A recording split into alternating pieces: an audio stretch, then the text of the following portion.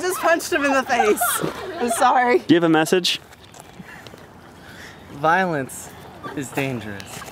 We should avoid violence and conflict at all costs.